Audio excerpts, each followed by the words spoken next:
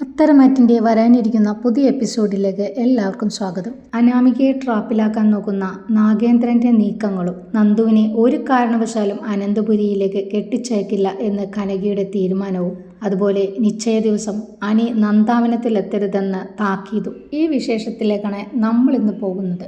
അതിനു മുമ്പ് ഈ ചാനൽ സബ്സ്ക്രൈബ് ചെയ്യാത്തവരുണ്ടെങ്കിൽ ഒന്ന് സബ്സ്ക്രൈബ് ചെയ്ത് സപ്പോർട്ട് ചെയ്യണേ.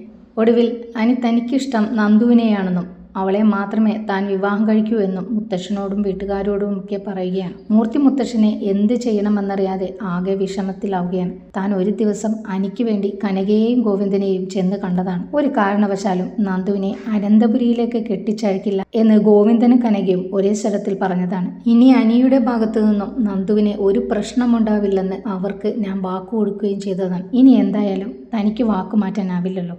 മുത്തശ്ശൻ ആകെ വിഷമഘട്ടത്തിലാവുകയാണ്.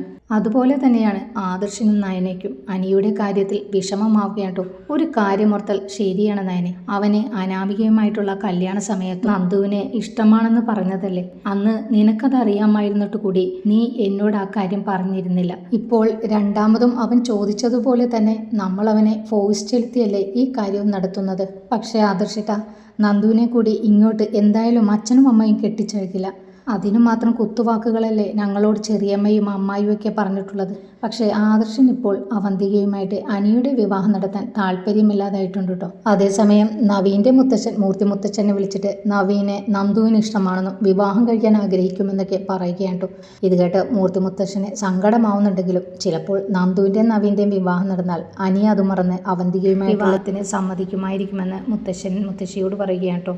താനെന്തായാലും ഒരു ദിവസം ഇങ്ങോട്ട് ഇറങ്ങ്, ഞാനും വസന്തരിയും കൂടി വരാം, നമുക്ക് അവളെ പോയി പെണ്ണ് കാണാടോ. അതിനു മുമ്പ് ഞാൻ ഗോവിന്ദനോടും കനകയോടും സംസാരിക്കട്ടെ എന്ന് മൂർത്തി മുത്തശ്ശൻ പറയുകയാണ്. പിന്നീട് മുത്തശ്ശൻ ഗോവിന്ദനെ വിളിച്ചിട്ട് നന്ദുവിനെ നവീൻ മോന് ഇഷ്ടമാണെന്നും വിവാഹം കഴിക്കാൻ ആഗ്രഹിക്കുന്നുവെന്നും അവൻ്റെ മുത്തശ്ശൻ തന്നെ വിളിച്ചു പറഞ്ഞിരുന്നു എന്ന് പറയുകയാണ്. എന്താ ഗോവിന്ദന്റെ അഭിപ്രായം എന്ന് മുത്തശ്ശൻ ചോദിക്കുമ്പോൾ നവീൻ നല്ല പയ്യനല്ലേ, പോരാത്തതിന് അവർ ഒരേ പ്രൊഫഷണൽ ജോലി ചെയ്യുന്നവരുമല്ലേ സാറേ, എനിക്കും കനകക്കും 100 വട്ടം സമ്മതമാണെന്ന് പറയുകയാണ്. എടോ അപ്പോൾ നന്ദുവിനോ എന്ന് മുത്തശ്ശൻ ചോദിക്കുന്നുണ്ട് കേട്ടോ. സാറേ, അവളെ ഞങ്ങൾ പറഞ്ഞ് സമ്മതിപ്പിച്ചോളാം, ഇതിൽ നല്ല ആലോചന ഇനി നന്ദൂട്ടന് വരാനില്ല എന്ന് പറയുകയാണ്. ഒടുവിൽ നന്ദുവിനെ വന്ന് നവീൻ പെണ്ണ് കാണുകയാണ് കേട്ടോ. ആദർശും നയനയും നവ്യയും വന്നിട്ടുണ്ട് കേട്ടോ. എന്നാൽ നിശ്ചയത്തിന് നല്ലൊരു ദിവസം കുറിക്കാമെന്ന് പറഞ്ഞ് അവർ മടങ്ങുകയാണ്. ഇതറിഞ്ഞ ആനി നന്ദുവിനെ കണ്ട് ഒരുപാട് തവണ രജിസ്റ്റർ മാരേജ് ചെയ്യാമെന്ന് പറഞ്ഞെങ്കിലും നന്ദു അത് അംഗീകരിക്കുന്നില്ല കേട്ടോ. നമ്മുടെ വീട്ടുകാരെയൊക്കെ വിഷമിപ്പിച്ചിട്ട് അങ്ങനെയൊരു വിവാഹം നമുക്ക് വേണോടാ.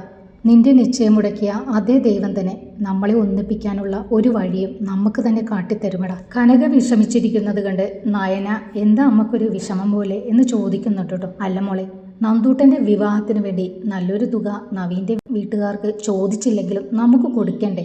മാത്രവുമല്ല ഇന്നത്തെ കാലത്ത് ഒരു വിവാഹം നടത്തണമെങ്കിൽ അതിനും അതിൻ്റെതായ ചെലവില്ലേ മോളെ. അതൊക്കെ ആലോചിച്ചിട്ട് എനിക്കൊരെത്തും പിടിയും കിട്ടുന്നില്ല. അമ്മേ, അതിനാണോ അമ്മ വിഷമിക്കുന്നത്? ആദർശേട്ടൻ നന്ദുവിന് വേണ്ടി എന്തും ചെയ്യാൻ റെഡിയായിട്ടുള്ളപ്പോൾ അമ്മ എന്തിനാ ഇതോർത്ത് വിഷമിക്കുന്നത്? വേണ്ട, അനന്തപുരിക്കാരുടെ പണമെടുത്ത് എൻ്റെ നന്ദൂട്ടൻ്റെ കല്യാണം നടത്തണ്ട.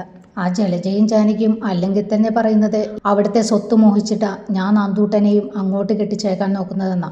അത് വേണ്ടെങ്കിൽ വേണ്ട, ഞാനും ചേച്ചിയും ഞങ്ങളുടെ മാർഗത്തിലൂടെ നോക്കാം. നന്ദുവിൻ്റെ നിശ്ചയം വിളിക്കാനായി കനകയും ഗോവിന്ദനും അനന്തപുരിയിലേക്ക് ചെല്ലുകയാണ്. നന്ദുവിൻ്റെ നിശ്ചയമാണ്, എല്ലാവരും തലേ ദിവസം തന്നെ എത്തണമെന്ന് പറയുകയാണ്. ഇത് കേട്ട് ജാനകിയും ജലജയും തമ്മിൽ നോക്കി ചിരിക്കുന്നുണ്ട് കേട്ടോ. ഇവളുടെ വിവാഹം എത്രയും പെട്ടെന്നൊന്ന് നടന്നു കിട്ടിയാൽ മതി, പിന്നെ അനി അവന്തികയുമായിട്ടുള്ള വിവാഹത്തിന് സമ്മതിച്ചോളൂ എന്ന് ജാനകിയും അതേസമയം തന്നെ ജലജയും ആലോചിക്കുകയാണ് കേട്ടോ. പിന്നെ കനക പറയുകയാണ് കേട്ടോ, ഞാൻ ഇനി പറയുന്ന കാര്യം കേട്ട് ആരും തെറ്റിദ്ധരിക്കരുത്. പറയാൻ വിഷമിക്കുന്നത് കണ്ട് മുത്തശ്ശി കനകയോട് എന്തായാലും പറയൂ കനകെ എന്ന് പറയുകയാണ്. അത് അനി ഈ നിശ്ചയത്തിന് വരരുത് എന്ന് പറയുകയാണ് കേട്ടോ. ഇത് കേട്ട് അനിക്ക് വല്ലാത്ത സങ്കടമാവുകയാണ്. അനിക്ക് മാത്രമല്ല മറ്റുള്ളവർക്കും. പക്ഷേ എന്തുകൊണ്ടാണ് കനക അങ്ങനെ പറഞ്ഞതെന്ന് അവർക്കെല്ലാവർക്കും മനസ്സിലാവുന്നുണ്ട് കേട്ടോ. ഇത് കേട്ട് മുത്തശ്ശൻ പറയുകയാണ് കേട്ടോ, കനക വിഷമിക്കണ്ട, അനി ആ നിശ്ചയത്തിന് വരില്ല, അത് ഞാൻ എന്തായാലും ഉറപ്പ് നൽകുന്നതാണ്. ഇതേ സമയം എങ്ങനെയെങ്കിലും അനിയുടെയും അനാമികയുടെയും ഡിവോഴ്സ് നടത്തണമെന്ന വാശിയിലാണ് നാഗേന്ദ്രനും അഭിയും അവന്തികയും. അനിയുമായുള്ള അവന്തികയുടെ വിവാഹം ഇനി വൈകിക്കരുത്. എത്രയും പെട്ടെന്ന് അനാമികയും വേണുവിനെയും കണ്ട് ഈ കാര്യത്തിൽ ഒരു തീരുമാനം എടുക്കണമെന്ന് നാഗേന്ദ്രൻ അഭിയോട് പറയുകയാണ്. ഇത് കേട്ട് അഭി പറയുകയാണ് കേട്ടോ, അവർക്ക് നല്ല തുക തന്നെ കൊടുക്കേണ്ടി വരും അച്ഛാ. എത്ര കിട്ടിയാലും ആർത്തി മാറാത്ത വർഗമാണ്. നീയൊരു കാര്യം ചെയ്യും, നമ്മുടെ ജ്വല്ലറിയിൽ അവൾക്കൊരു ജോലി കൊടുക്കാമെന്ന് പറഞ്ഞു നോക്ക്. നല്ല സാലറി ഓഫർ ചെയ്താൽ അവൾ വരുമടാ. എന്തായാലും മൂർത്തി എന്താ ചെയ്യുന്നതെന്ന് നോക്കാം. എങ്ങനെയെങ്കിലും അയാൾ ഈ ഡിവോഴ്സ് മേടിച്ചെടുക്കും. പക്ഷേ അയാൾ അവർ ചോദിക്കുന്ന പണം കൊടുത്ത് ഡിവോഴ്സ് മേടിക്കുമെന്ന് എനിക്ക് തോന്നുന്നില്ല എന്ന് നാഗേന്ദ്രൻ അഭിയോടും അവന്തികയോടും പറയുകയാണ്. ഇതേസമയം നയന നന്ദുവിന്റെ വിവാഹത്തിന് എങ്ങനെ പൈസ ഉണ്ടാക്കാം എന്ന് ആലോചിച്ച് കിടക്കുന്നുണ്ട്. ആദർശ നയനയോട് എന്താ നീ ഇത്ര ആലോചിക്കുന്നതെന്ന് ചോദിക്കുകയാണ് കേട്ടോ.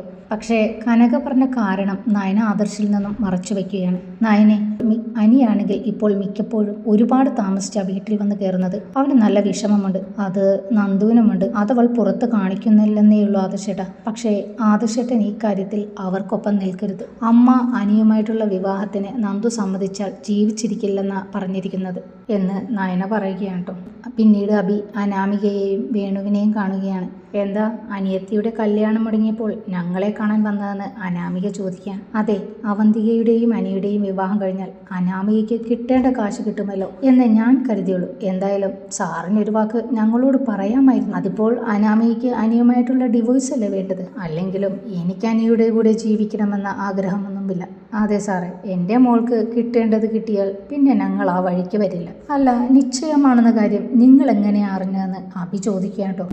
അതൊന്നും സാർ അറിയേണ്ട കാര്യങ്ങൾ ഞങ്ങൾ എങ്ങനെയാണെങ്കിലും അറിയും സാറേ. ദേ, അതെന്തെങ്കിലും ആകട്ടെ, നിങ്ങൾക്ക് കോമ്പൻസേഷൻ അല്ലേ വേണ്ടത്? അത് ഞാൻ മേടിച്ചു തരാം. അത് കേട്ട് വേണുവിനും അനാമികയ്ക്കും സന്തോഷമാവുകയുണ്ടോ. സത്യം പറയാലോ സാറേ, പുറത്തിറങ്ങി നടക്കാൻ പറ്റാത്ത അവസ്ഥയില്ല. പലിശക്കാരെന്നെ കണ്ടാൽ പിച്ച് ചീന്താൻ നടക്കുകയാണ്. തേടിയ വള്ളി കാലിൽ ചുറ്റി.